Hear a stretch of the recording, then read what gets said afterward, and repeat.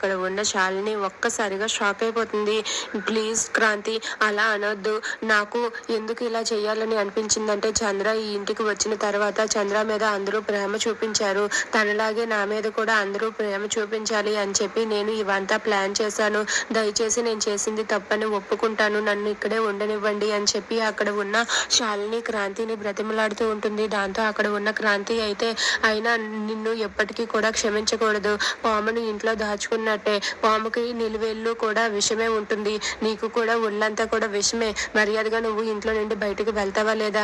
ముందు నువ్వు బయటకు వెళ్తావా, మమ్మల్ని మెడపట్టుకుని బయటకు గెంటేయమంటావా అని చెప్పి అడుగుతాడు. ఆ మాట వినగానే శాలిని అయితే ఏడ్చుకుంటూ సరే అని చెప్పి అలా బయటకు వస్తూ ఉంటుంది. ఇక అది చూసి అక్కడ ఉన్న చంద్ర అయితే అలా ఏం చేయలేక మౌనంగా ఉండిపోతుంది. ఇక క్రాంతి అయితే అక్కడ ఉన్న శాలినిని పోవే బయటికి అని చెప్పి మళ్ళీ గట్టిగా అంటాడు. దాంతో శాలిని అయితే ఏడ్చుకుంటూ అక్కడి నుండి అయితే వాళ్ళ ఇంట్లో నుండి బయటకు వెళ్ళిపోతుంది.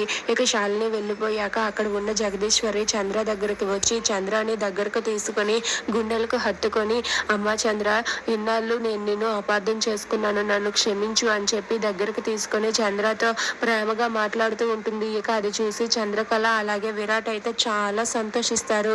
ఇక చంద్ర మీద పడ్డ నింద అంతా పోయినందుకు అక్కడ ఉన్న వాళ్ళందరూ కూడా చాలా సంతోషిస్తారు. ఇక చంద్ర ఏ తప్పు చేయలేదని నమ్మి అక్కడ ఉన్న జగదీశ్వరి అలాగే రఘురామ్, శ్యామల వీళ్ళందరూ కూడా చంద్రాని మెచ్చుకుంటూ ఉంటారు. దాంతో అక్కడ ఉన్న చంద్రకళ అయితే చాలా సంతోషిస్తుంది.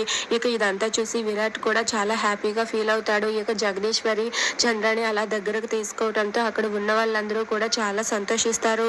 నా మేనకోడలు ఎప్పుడూ కూడా తప్పు చేయదు అని చెప్పి అక్కడ ఉన్న జగదీశ్వరి చంద్రాని మెచ్చుకుంటూ ఉంటుంది.